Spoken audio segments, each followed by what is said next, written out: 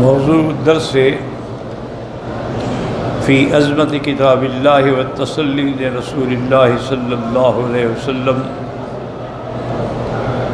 سورۃ طٰہٰ، تفسیر ابن کثیر۔ الحمد للہ رب العالمین، والصلاة والسلام علی اشرف الانبیاء وسید المرسلین، سیدنا محمد وعلى آلہ واصحابہ اجمعین۔ اللہم صل علی سیدنا محمد وعلى آل سیدنا محمد کما صلیت علی ابراہیم وعلى آل ابراہیم فی العالمین انک حمید مجید۔ اعوذ باللہ من الشیطان الرجیم، بسم اللہ الرحمن الرحیم۔ طٰہٰ ما انزلنا علیک القرآن لتشقى الا تذکرۃ لمن یخشی، تنزیلا ممن خلق الارض والسماوات العلی، الرحمن علی العرش استوى، له ما في السماوات وما في الأرض وما بينهما وما تحت الثرى، وإن تجهر بالقول فإنه يعلم السر وأخفى، الله لا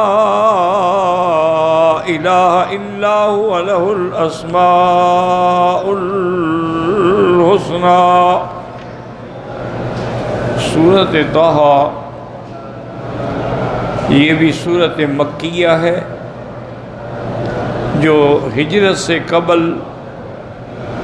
حضور صلی اللہ علیہ وسلم پہ اتری ہے،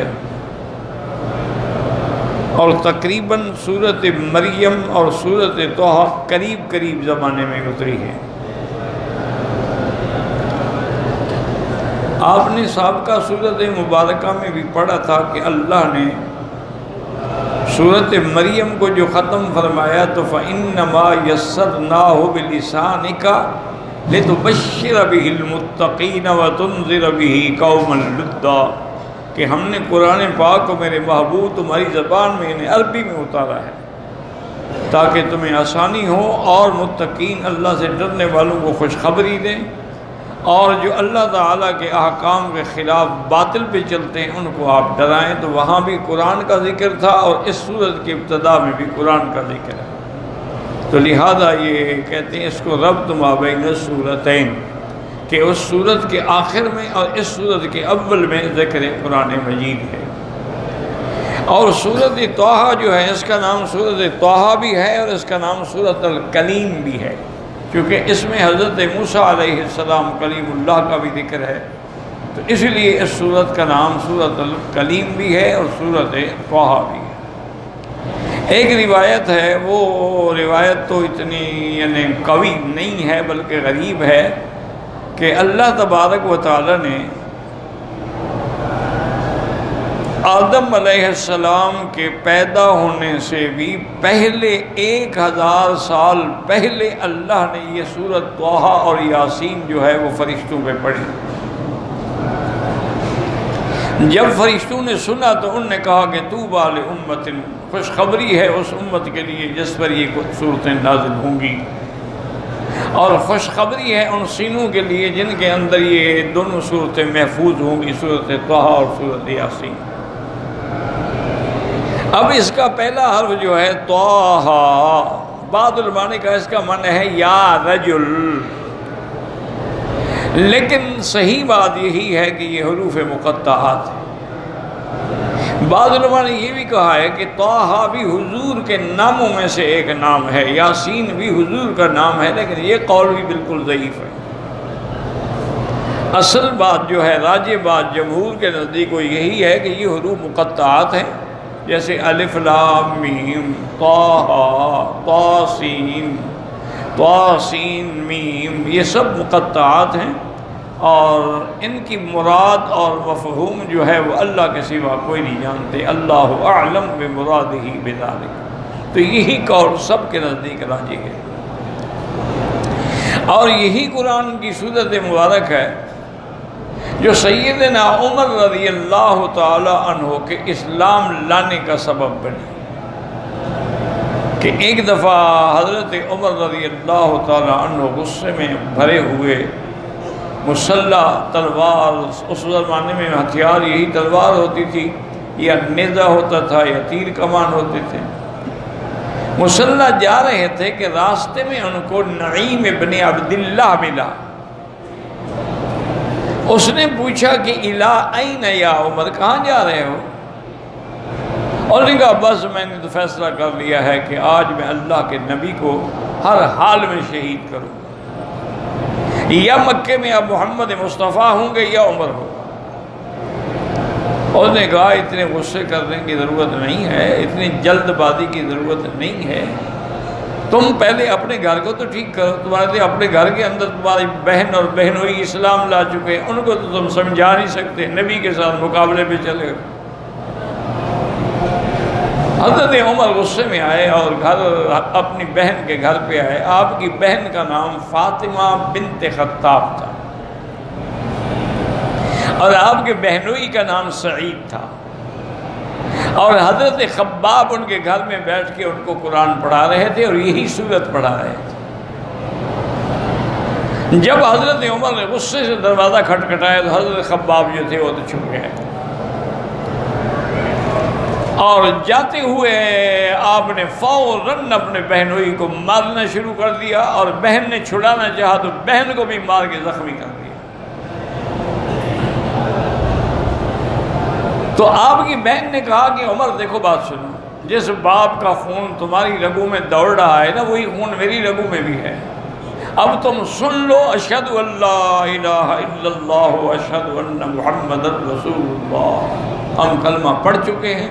ہمیں تم ٹکڑے ٹکڑے کر دو، ہم اللہ کے توحید کا کلمہ نہیں چھوڑ سکتے.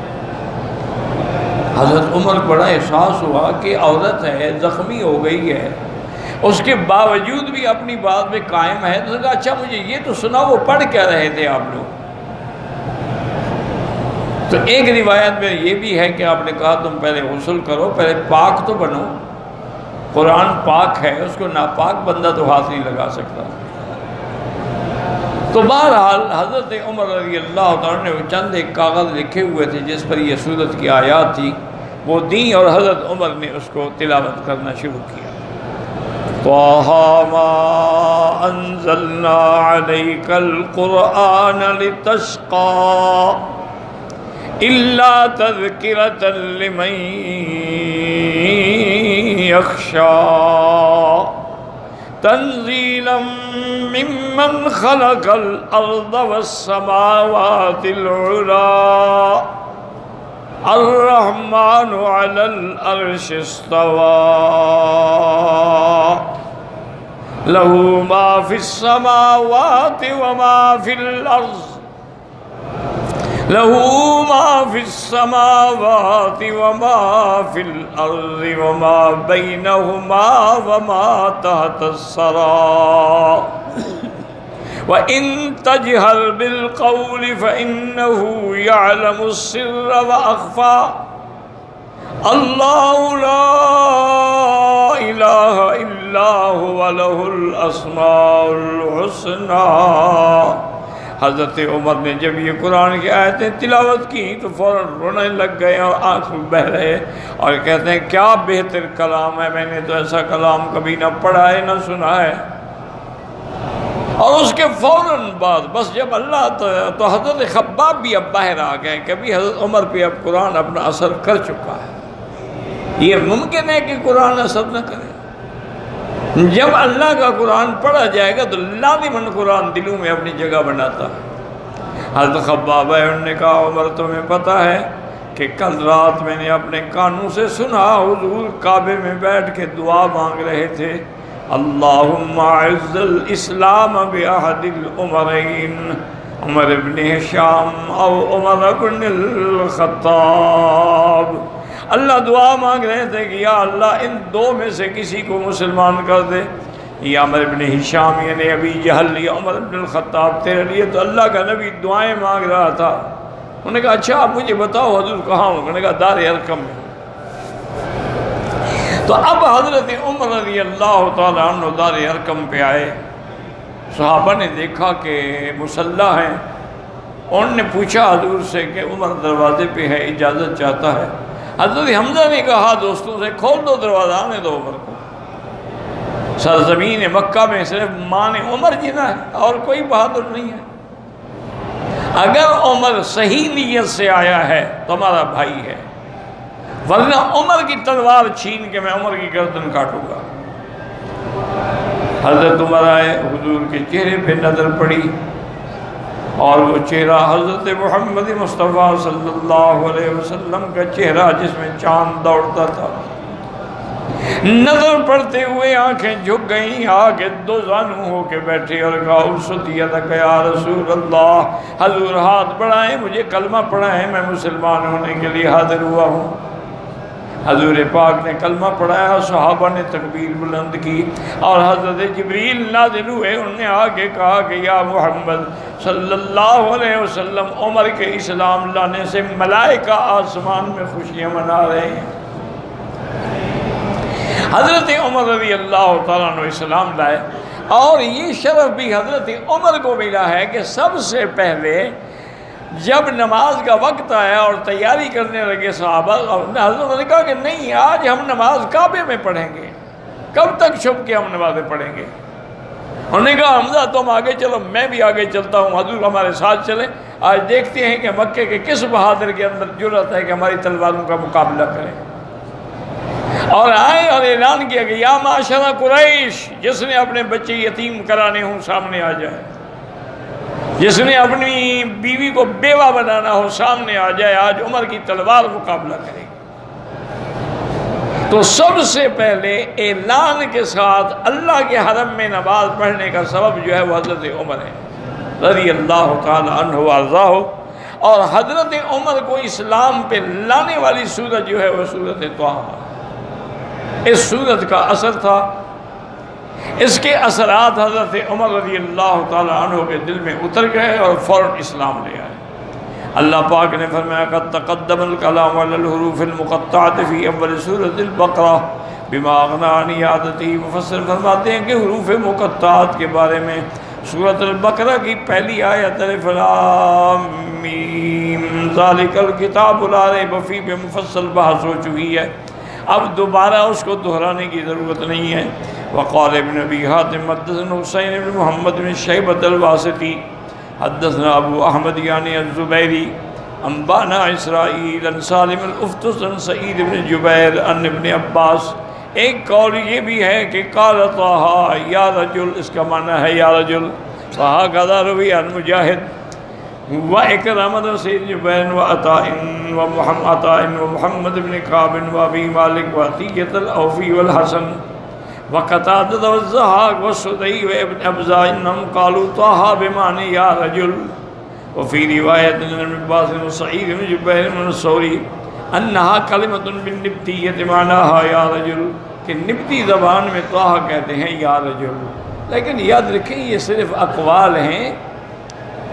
ورنہ اللہ کا قرآن عربی ہے، اس میں نبتی زبان کا حرف کیسے آ گیا؟ کیونکہ جب اللہ نے قرآن میں واضح کر دیا ہے اِنَّا جَعَلْنَاهُ قُرْآنًا عَرَبِيًّا، اور دوسرے مقام پہ بھی فرمایا کہ نَزَلَ بِهِ الرُّوحُ الْأَمِينُ عَلَىٰ قَلْبِكَ لِتَكُونَ مِنَ الْمُنذِرِينَ بِلِسَانٍ عَرَبِيٍّ مُبِينٍ، تو اس میں کسی اور لغت کا کوئی حرف نہیں آ سکتا ہے، بلکہ یہ عربی لفظ ہے اور حروف مقطعات ہیں۔ واسند القاضی ایاز فی کتابی الشفاء من طریق عبد بن حمید فی تفسیرہ حدثنا حاشم بن قاسم بن ابن جعفر ربیع بن انس قال کان النبی صلی اللہ علیہ وسلم قام على رجل ورفع الاخرى فانزل اللہ تعالی یا طٰہٰ یعنی طٰہٰ الارض یا محمد۔ ایک قول یہ بھی ہے کہ حضور پاک جب نماز پڑھتے تھے، جب تشہد میں بیٹھتے تو ایک پاؤں بچھاتے اور ایک پاؤں کھڑا رکھتے، لیکن لازمی بات ہے کہ حضور کو اس بیٹھنے میں تکلیف ہوتی تھی، تو اللہ نے فرمایا طٰ، یعنی طٰ الارض، اللہ کے نبی تم دونوں پاؤں زمین پہ بچھا دو۔ ایک معنی یہ بھی کیا گیا ہے، لیکن بات وہی ہے کہ یہ حروف مقطعات میں ہے۔ ما انزلنا علیک القرآن لتشقى، اس کے دو معنی ہیں۔ ایک معنی تو یہ ہے کہ جب قرآن اترنا شروع ہوا اور صحابہ اور تہجد کے پڑھنے کا حکم آیا تو ساری رات صحابہ نماز میں کھڑے ہوتے، حضور پاک بھی نماز میں کھڑے ہوتے، کیونکہ اللہ نے حکم دیا تھا کہ یا ایھا المزمل قم اللیل الا قلیلا، رات کا زیادہ حصہ آپ نماز میں گزاریں مگر تھوڑا آرام کر لیں۔ پھر رعایت کی تو فرمایا نصفہ، یا آدھی رات آرام کریں اور آدھی رات تہجد پڑھیں، او انقص منہ قلیلا، یا دو حصے آرام کریں اور ایک حصہ تہجد پڑھیں۔ تو ڈر کے مارے کہ بھی کتنا ہم نے پڑھا، ٹھیک زیادہ پڑھا، تھوڑا وقت پڑھا تو پاؤں پہ ورم آ جاتی تھی۔ ہم نے قرآن اس لیے تو نہیں اتارا کہ آپ مشقت میں پڑ جائیں۔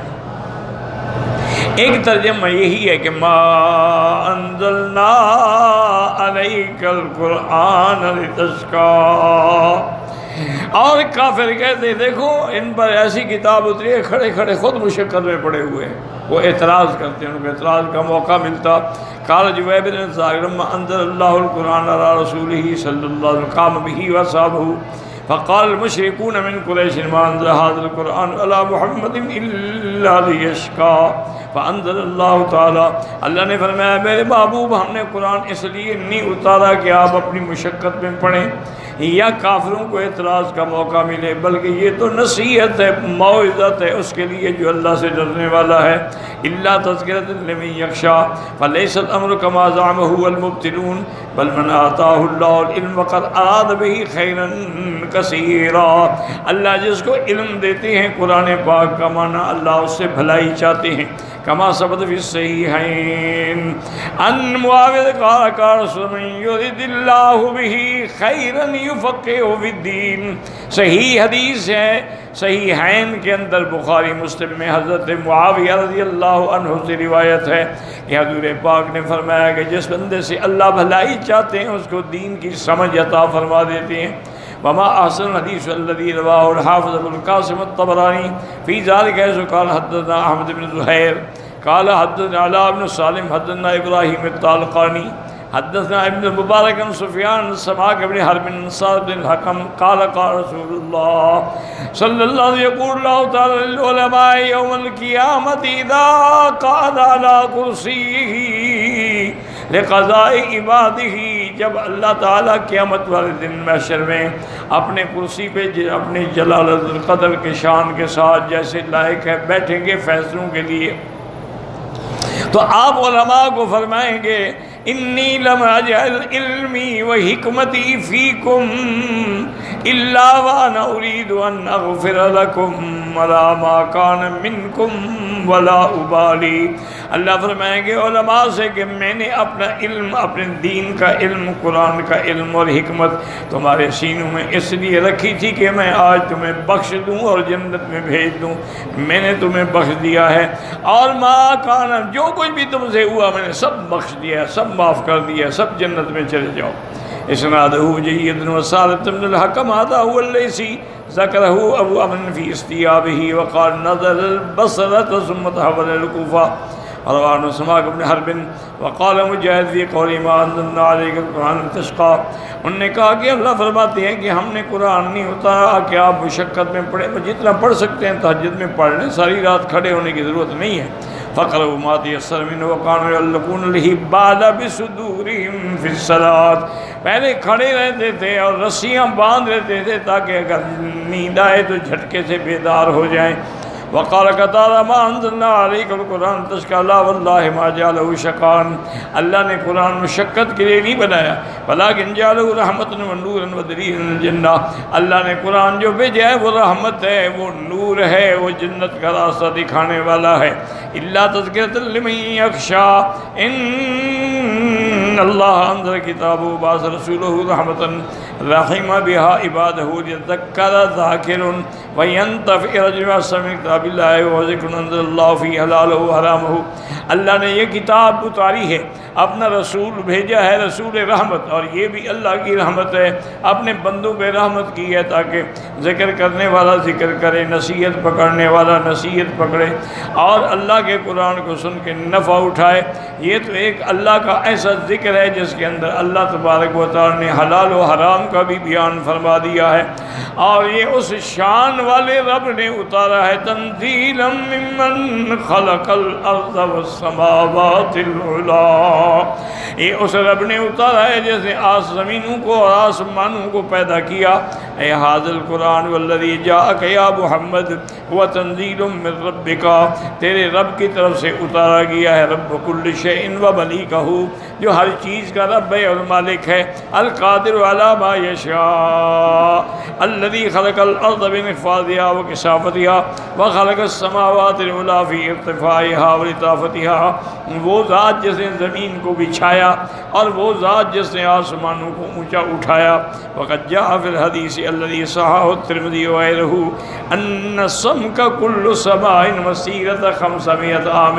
یعنی ہر آسمان کا جو چوڑائی ہے وہ 500 سال کا سفر ہے۔ وبعد ما بینہما والذی تلیہا، ایک آسمان سے دوسرے آسمان تک کا جو سفر ہے وہ بھی 500 سال کا ہے۔ وقد اورد ابن ابی حاتم ھاہنا حدیث الاوعال من روایت العباس ام رسول اللہ صلی اللہ علیہ وسلم رضی اللہ عنہ الرحمن وعلی العرش استوى، قد تقدم الکلام علی ذلک فی سورۃ الاعراف ما اغنی عن اعادتہ، اس آیت پہ استوا کے معنی پہ سورۃ الاعراف میں مفصل بحث گزر چکی ہے، دوبارہ اس کو کرنے کی ذکر نہیں۔ وان المسلک الاسلم فی ذلک، اور اس کے اندر صحیح عقیدہ یہ ہے، طریقۃ السلف امرار ما جاء فی ذلک، کہ قرآن میں جو کچھ ہے اس کے ظاہر پر آدمی ایمان رکھے، ما جاء فی ذلک من الکتاب والسنۃ من غیر تکییف ولا تحریف ولا تشبیہ ولا تعطیل ولا تمثیل، نہ تو اس کی کوئی تکییف کرے، نہ تحریف کرے، نہ تشبیہ دے، نہ تمثیل دے، چونکہ اللہ کی ذات بے مثل بے مثال ہے، لہذا استوا اس کو ایسی ہے جیسے کما یلیق بشانہ تبارک و تعالی، جیسے امام مالک فرماتے ہیں الاستواء معلوم والکیف مجہول والسؤال عنہ غیر معقول، استوا تو معلوم ہے لیکن کیفیت ہم نہیں بیان کر سکتے، اور اس کے بارے میں سوال کرنے کی بھی اجازت نہیں ہے، اس لیے ہمیشہ علماء یہی کہتے ہیں کما یلیق بشانہ، جیسے اس کی شان کو، اس کی عظمت کو زیبا ہے اسی طرح ان کا استوا ہے، اور قرآن کی تمام آیات کے ظاہر پر آدمی کو عمل کرنا چاہیے۔ واللہ اعلم۔